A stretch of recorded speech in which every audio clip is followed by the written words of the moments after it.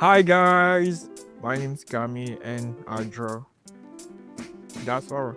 I don't know if I can describe myself as a professional designer, but I have some skill.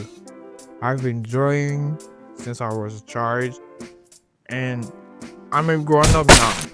Damn! And I'm trying to get out some money from that. But I keep failing. I'll be honest, I keep failing. I keep failing. But you guess what? Guess what? Never back down, never what? Never give up. Never back down, never what? Never give up. This idea of making an independence t-shirt design for the 4th of July came from Plentiful. I was actually looking for a way to make some cash and bam, I found this thumbnail. They mentioned that July is a great opportunity to earn some cash by creating Independence Day designs. You know what guys? We need money. So let's try again. Actually, we're gonna have 2 steps on Illustrator for the text and the entire work, the main work will be done on Photoshop. The text I used for this work is pretty simple. It's like Independence Day. On top, in the middle center, the image, and at the bottom, another text like Born Free. We're gonna use college as font. You can download it. You can download it free on thatfont.com. Then I'm gonna use a wrap effect. Then expand appearance. I duplicated 2 times the text to create. I want to create something like a kind of 3D effect. That's why I duplicated 2 times to use the blend effect, and it's pretty cool. Pretty cool. And that is actually what I want. I want to create kind of 3D effect and something like chrome effect too. That's why I remain the main text black to use it on Photoshop and add a kind of chrome effect. So let's import it on Photoshop. We are on Photoshop guys. We're gonna work on the text. Let's create a gradient effect. We're gonna create a new layer. Then we use the section 2 and we select the area. We apply gradient on this area, and now you can see the gradient is not perfect. What? So what we gonna do? So we're gonna use Ctrl T, then wrap effect, and boom, perfect. We can now use the blending option and add some stroke. So I'm gonna use 3 stroke, blue, white, and red. Now we have something pretty vintage. We can go back on Illustrator. We type Born Free, we import it on Photoshop, and we repeat the same process. At this point, I just want some sparkle around my text, so let's use the sparkle brush.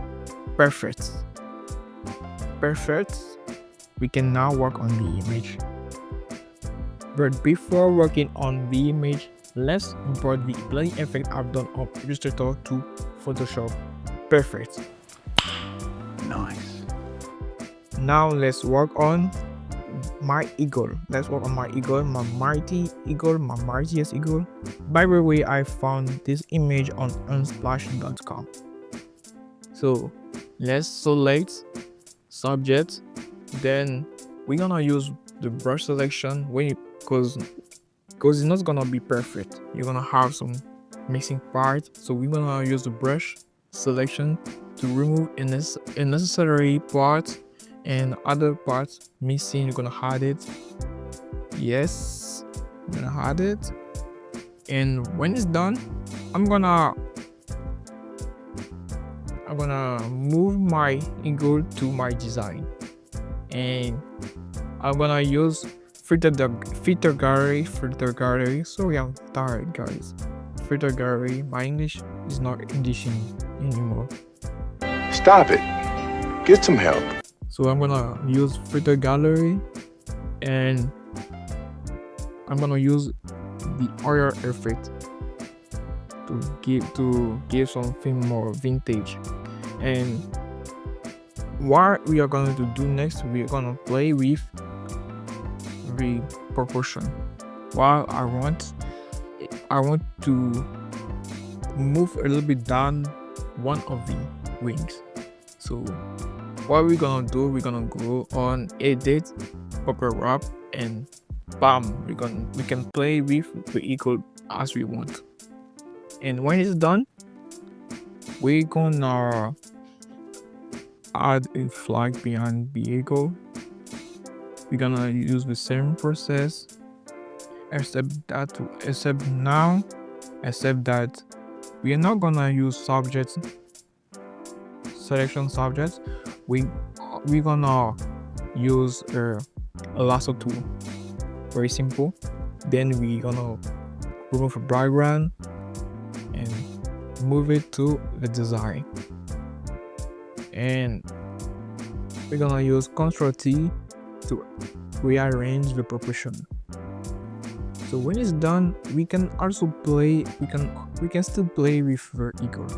So we're gonna play with hue saturation, because I want my eagle to have some red tone, especially for the crows. I want red effect. I want my picture to turn red a little bit. So I'm gonna use hue saturation, and I'm gonna play with curve to play with the intensity of the image. And when it's done, wow, it's perfect. I can now upload it on Redbubble. Sorry guys, I'm very tired, but I'm trying my best. By the way, it's my first video on YouTube, so please. So let's go on Redbubble. So this is the final result on Redbubble, and yes, I love the result. Oh my god! Wow! I changed a little bit what I've done, but it's okay. So let's see if I'm gonna have some sales. I'm gonna do an update video about how much I made for this event. So let's see you guys, and do not forget to subscribe and thumbs up.